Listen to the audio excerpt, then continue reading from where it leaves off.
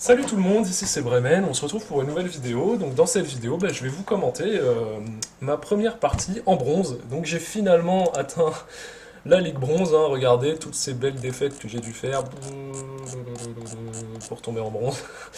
J'ai eu pas mal de mal. Donc aujourd'hui, alors vous voyez la game que je vais vous commenter. J'ai pris une game assez courte, déjà parce que c'est le seul bronze que j'ai rencontré en fait, donc j'ai joué le match contre lui parce qu'il était bronze. J'avais pas envie de jouer contre un argent ou un or tout de suite pour, en fait, pour vous montrer un petit peu la différence qu'il y a entre les niveaux, comment on réagit, voilà. La game est assez courte, donc on va surtout parler de la carte, aussi des erreurs que mon adversaire a faites et ce qu'il aurait dû faire en fait, hein, et ce que moi j'ai fait, le BO que je vais vous présenter. Donc sans plus tarder, on va lancer. On joue contre Bigal, le Zerg, donc on voit qu'il est niveau 105, c'est le niveau max, donc c'est un niveau qu'on gagne plus. En fait, plus on joue dans une race, plus on gagne des points d'expérience, et on arrive jusqu'au niveau 35. Donc lui, il a joué les trois races au niveau 35. Alors, on se met dans ma vision. Voilà, on va parler un petit peu de la carte, hein, pour les débutants qui ne la connaissent pas. On est sur Bastion Alterazim. C'est la carte la plus grande du ladder, l'une des plus grandes du ladder, qui a 4 emplacements. Donc ce premier emplacement-là, ce deuxième emplacement ici, ce troisième ici, et ce quatrième ici. Alors, sur cette carte, comme c'est une carte très très très grande, on peut faire des build orders très économiques. Là, en Terran, j'aurais pu faire un centre de commandement en premier. J'aurais pu le faire, mais je ne l'ai pas fait. Pourquoi? Parce que pour un débutant, c'est un build qui est assez difficile à mettre en place. Surtout parce que... Alors, parce qu'en fait, pour contrer les agressions de début de partie, même si sur cette carte c'est très grand, votre adversaire, même s'il est là, le problème c'est que si vous ne savez pas comment contrer et que vous faites des erreurs dans le build order parce que vous êtes débutant, et c'est très possible que vous fassiez des erreurs, vous n'allez pas pouvoir contrer une agression de début de partie. C'est pour ça que je vais vous montrer un build qui est plus safe, qui est économique, moins économique mais plus safe. Donc on est parti, j'enlève la pause, j'accélère un petit peu parce que bon, le début de partie, alors je fais des VCS en permanence, donc je ne mets pas la production. On peut mettre la production, hein, mais je vais pas la mettre parce que j'ai pas envie de vous montrer donc, ce que mon adversaire fait. Tac, voilà. Pour pas que vous vous concentriez bien sur ce que je fais moi. Alors, là je mets un peu plus rapide, donc en début de partie on produit que des VCS. Il faut bien savoir que les VCS, on les produit tout le temps, en permanence, jusqu'à arriver à environ 70 VCS. Tant qu'on n'en a pas 70, on produit des VCS. Voilà, c'est bien simple, vous mettez ce chiffre en tête, 70, et vous faites des VCS. Voilà. Tant que vous n'êtes pas 70, vous en faites. Et vous voyez, vous pouvez compter hein, ici. Alors l'optimisation euh, sur la ligne de minerai, c'est 16 sur 24. À 16 sur 24, vous avez 3 VCS sur les carrés éloignés et 2 sur les carrés proches. Voilà. Donc on reprend la partie. Je vais mettre pas mal de pauses hein, pour bien vous expliquer, bien prendre le temps. Alors, là aussi, ça c'est une petite optimisation du BO, donc c'est pas moi hein, qui l'ai faite, ça fait tous les joueurs Terran le font. Quand on est à 9 de population sur 11, on va se préparer à créer notre dépôt de ravitaillement. Le dépôt de ravitaillement, c'est ce qui va augmenter notre supply ici à 8 de plus. Sinon, on va rester bloqué en fait et on ne pourra plus produire d'unités. Donc là, je vais envoyer mon 9e VCS sur la pente ici pour construire un dépôt de ravitaillement à 10 sur 11, parce que là, en même temps, dans la production, j'ai un VCS, le 10e VCS en production, donc quand je construirai mon dépôt de ravitaillement, je serai à 10 sur 11. Voilà. Et on le construit ici pour faire ce qu'on appelle un wall, c'est-à-dire pour empêcher les unités zerg d'entrer. Donc on va faire un dépôt supply ici, une caserne ici, et un autre dépôt supply ici. Donc évidemment, on ne va pas s'activer à faire le wall, on ne va pas faire deux dépôts supply immédiatement quand c'est pas utile, on va les faire au moment voulu. Alors, on accélère encore un petit peu, on est en x2, c'est bien. Voilà, là je fais mon petit dépôt supply. Je continue hein, les VCS, vous voyez, toujours en permanence les VCS. Celui-là, je vais construire une caserne à 12 de population. Donc ici, là, je vais construire ma caserne. C'est quand j'ai le minerai, hein, donc à 150. Voilà, je pose ma caserne dans le mur, hein, vous voyez bien, tac, tac. Et là, il me reste juste la place pour un dépôt de ravitaillement. Voilà, je continue les VCS, pas de souci. Alors, ensuite, ce que je vais faire, et là c'est la partie très importante, ça c'est une partie qu'il faut bien comprendre quand on est débutant, il faut qu'on aille prendre l'information. Donc moi, l'information, je vais choisir de la prendre après ma caserne, parce que c'est une grande carte, et je sais que si je la prends plus tôt, je ne vais pas forcément avoir les informations que je veux, alors que si je la prends plus tard, en fait, la probabilité que mon adversaire fasse un build order très économique est très élevée, en fait, sur cette carte. Donc si j'envoie mon VCS après ma caserne, c'est pas très grave parce que je ne pense pas qu'en tant que Zerg, mon adversaire aura déjà des unités pour détruire mon VCS et quoi qu'il arrive, je verrai quelque chose. Je verrai si mon adversaire part sur un build très économique ou sur quelque chose d'agressif et j'adapterai mon jeu en fonction. Bien. Donc, sur une map par contre à 2 emplacements, donc là c'est une map à 4, hein, je vous le rappelle, sur une map à 2 emplacements, j'aurais pris un VCS de la ligne de minerai et je l'aurais envoyé sur l'emplacement de mon adversaire. Parce que sur une carte à 2 emplacements, la probabilité de se faire attaquer très tôt est plus élevée, tout simplement. Donc là voilà, pas grand chose à dire, ça c'est un build order qui est très classique, hein. Ça s'appelle le One Rax Expand, donc Rax pour baraque, et ensuite une expansion. Donc là je continue les VCS, sans m'arrêter. Je fais un premier marine, et alors là, je dérive un petit peu le build order. En fait, c'est vraiment une petite erreur de ma part. C'était ma première partie de la journée, donc c'est une petite erreur de ma part. Une fois qu'on a fini normalement sa caserne, on peut ici construire on peut améliorer le command center en orbital command. L'orbital command, ça va donner 2 pouvoirs au command center. C'est la mule. Donc la mule, c'est un espèce de super VCS, c'est une machine qui mine plus vite. Et le scan. Le scan, c'est le map pack de StarCraft 2. Voilà, on balance un scan n'importe où sur la carte et on voit ce qui se passe, pendant un certain temps évidemment. Donc là, j'ai choisi de faire mon deuxième command center avant de faire mon orbital command. Donc ça change pas grand chose hein, au niveau de l'économie. J'aurai mon deuxième command center plus vite et l'orbital command moins vite, donc ça compense. Donc là, vous allez voir, je le pose tout de suite, voilà, directement. Et là, alors, je ne fais qu'un seul marine. Pourquoi? Parce que si je continue à produire, je vais être supply block. Et j'aurai pas assez d'argent pour faire mon dépôt supply. Donc je ne fais qu'un marine pour le moment. À 150, je lance mon orbital command. À 100, je lance mon dépôt supply. Et là, je reproduis des marines. Donc, pendant ce temps-là, évidemment, ça ne demande pas beaucoup d'APM. Hein, c'est quelque chose...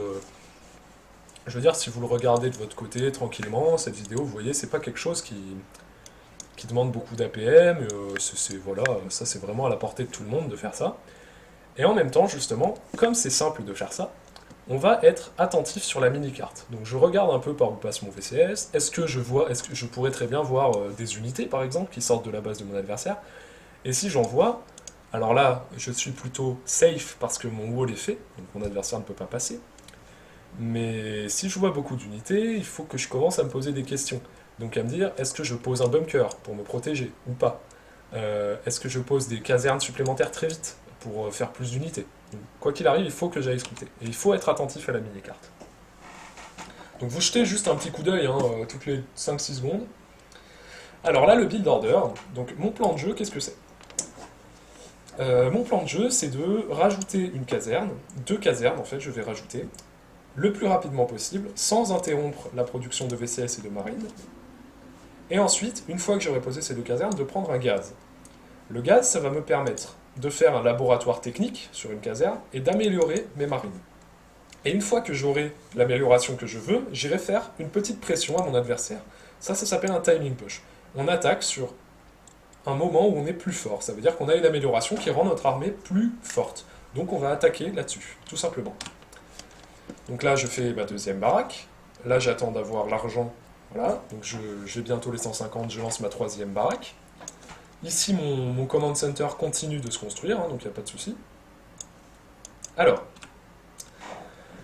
là, malheureusement, je rentre dans la base de mon adversaire et je vois un aiguillon rampant. Et un aiguillon rampant à ce timing, c'est très très très rare. Donc là, je me demande, bah, qu'est-ce qu'il fait? Qu'est-ce qu'il veut cacher? Quand les gens mettent des aiguillons rampants, en général, c'est qu'ils veulent cacher quelque chose. Ils ne veulent pas que, en venant scouter ou en attaquant, en fait, ils ne veulent pas déjà qu'on... Alors, je vais recommencer en fait. Quand on met un aiguillon rampant, donc c'est soit qu'on ne veut pas être scouté, Mais alors, c'est très très rare. En général, personne ne met d'aiguillon rampant à ce timing-là. Il faut savoir qu'un aiguillon rampant, c'est un ouvrier qui est sacrifié pour construire le bâtiment et 150 de minerais. Donc c'est 200 de minerais plus la récolte d'un ouvrier qui est sacrifié à 4 minutes 40. Donc c'est très très tôt et c'est très très cher à ce timing-là. Alors, quand vous voyez des aiguillons rampants contre un Zerg et en tant que Terran à ce timing, ça veut dire beaucoup de choses. Soit qu'il fait une technologie très rapide et que du coup il ne veut pas produire d'unités, donc il fait des aiguillons rampants pour se défendre et pour accélérer sa technologie. Soit qu'il a peur. Bon. En tout cas, il faut confirmer qu'il ne fait pas quelque chose de très rapide. Donc là, vous voyez, mon deuxième command center est terminé. Je lance la station orbitale tout de suite. Je continue la production de marine et de VCS. Je mets 3 VCS au gaz. Donc ça, c'est vraiment un build classique, assez simple à prendre en main. Et là, vous voyez, voilà. Mon orbital command est terminé et je vais utiliser le... Ah oui, il y a un troisième pouvoir, excusez-moi, c'est un pouvoir qu'on n'utilise pas souvent en général, c'est le supply, l'extra supply, ça veut dire qu'on va en fait, on va envoyer sur notre supply dépôt un espèce de super supply qui va rajouter 8 de population. Donc quand vous êtes supply block, vous pouvez utiliser ce pouvoir-là pour augmenter la capacité de votre dépôt supply. Alors, là, j'ai lancé un scan. Donc vous voyez le scan, ça me permet de voir dans cette zone. Et qu'est-ce que je vois chez le Zerg? Je vois deux extracteurs qui ont été très rapides. Deux extracteurs à ce timing-là, c'est très très rapide. Et je vois qu'il est en train de passer au lair. Donc le lair, c'est l'évolution de la hatcherie en fait. Alors excusez-moi parce que j'ai pas les noms français. Donc c'est l'évolution de la couveuse, c'est le lair, le terrier donc. Et alors le terrier, qu'est-ce que ça débloque? Ça débloque les bâtiments de technologie avancée Zerg. Donc en général, un Zerg si vous voyez ça en tant que Terran, c'est un Zerg qui va faire beaucoup de mutalisques. Il va faire des mutalisques très rapidement. Ça s'appelle le turbo mutalisque. Voilà.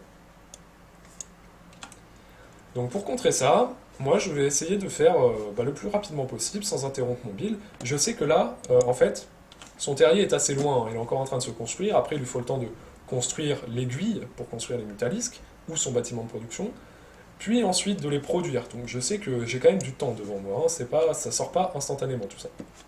Donc je vais construire en fait un troisième CC assez rapidement pour assurer mon économie, parce que là je suis safe, hein. Et ensuite je vais arrêter un petit peu la prod de marine pour construire rapidement un centre technique. Ce centre technique, ça va me permettre de faire des tourelles lance-missiles pour me protéger des mutalisques, tout simplement. J'ai juste besoin de faire ça. Je fais une tourelle par base, juste une. J'ai pas besoin d'en faire 10 parce que ça coûte beaucoup d'argent. Et donc là, je fais ce dont je vous parlais, le timing push. Donc là, je vais sortir. Alors, bien avant que ça soit terminé, parce qu'il me faut quand même le temps de traverser la carte avec mes marines, hein, c'est long. Donc, il ne faut pas y aller au moment où ça se termine, il faut y aller avant, pour que ça se termine quand on est devant à peu près la base du Zerg. Et là, je profite de ce timing, en fait, pour rajouter donc 2 réacteurs à mes baraques. Hein. Donc, c'est de la macro, ça, hein, je rajoute des réacteurs pour produire plus d'unités. Je rajoute mes tourelles lance-missiles. Alors, vous voyez, ça me coûte quand même un peu d'argent. Normalement, j'aurais dû rajouter mes 3 gaz plus tôt, hein. Là je prends tous mes gaz. Je prends tous mes gaz parce que j'ai besoin de gaz pour faire une usine, afin de faire un spatioport pour produire des médivacs, et pour faire les améliorations de l'infanterie, et pour continuer les améliorations ici, hein, tout simplement.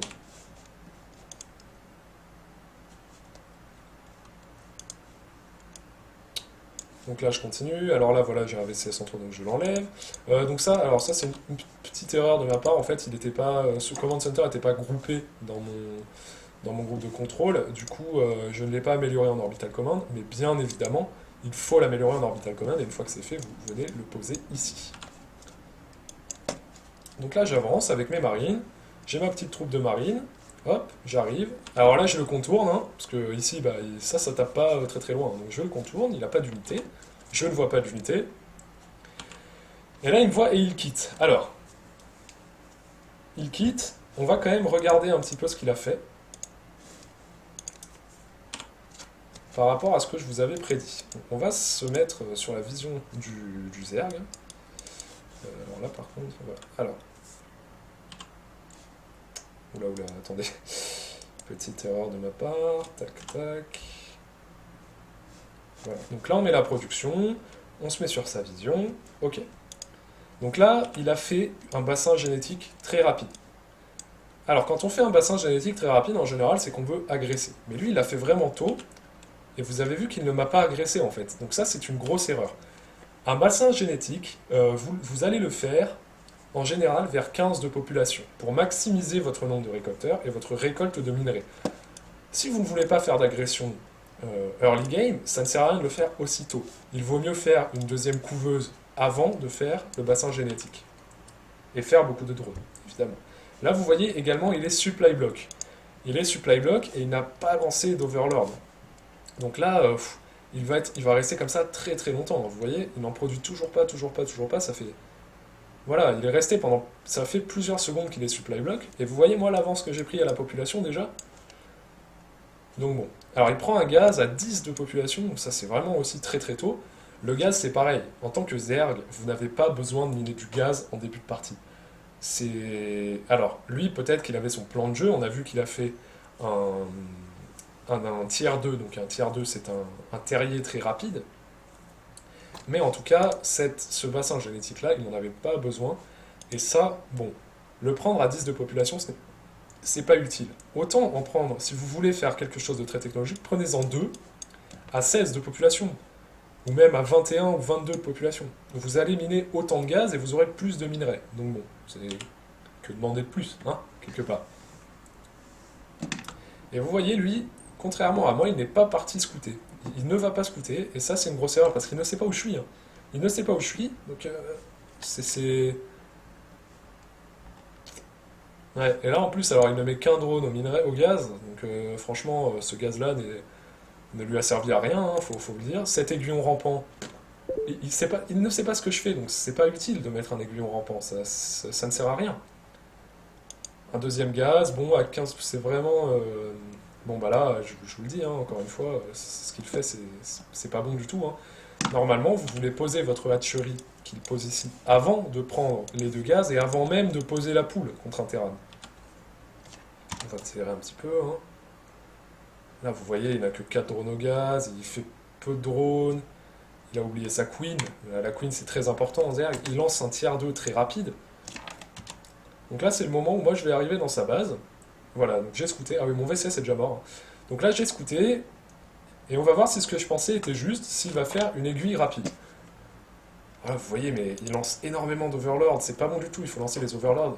Il faut lancer autant d'Overlord qu'il vous faut, ça veut dire que si vous êtes à 16 sur 18 de population, ne lancez pas 3 Overlords, ça ne sert à rien. Lancez-en un ou 2 maximum.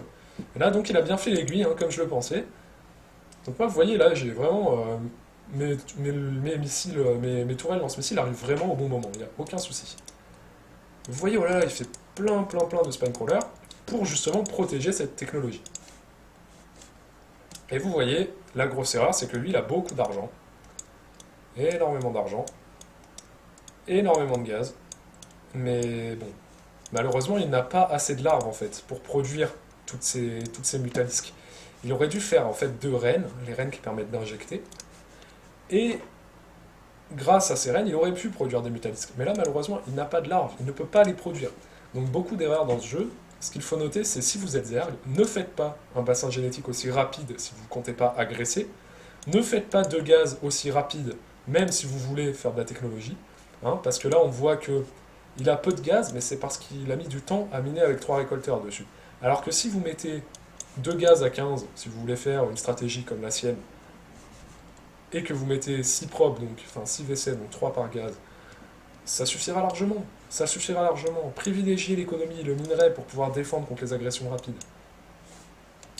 Donc voilà, écoutez, j'espère que donc, cette game vous aura plu. Alors malheureusement, il n'y avait pas vraiment de partie là-dedans, hein, il ne s'est pas passé grand-chose. J'espère en tout cas que les prochaines parties que je vais faire seront un peu mieux que ça. Je vais vous présenter un peu les... J'essaierai de vous présenter toujours les mêmes BO contre Zerg, hein. Je ferai toujours le même BO, je vous montrerai toujours le même. Donc voilà, écoutez, n'hésitez pas hein, à me dire si j'ai peut-être dit trop de choses à assimiler. J'essaierai d'en dire moins, je me rends compte que c'est vrai que ça fait beaucoup de choses. J'essaierai d'en dire un petit peu moins pour la prochaine vidéo.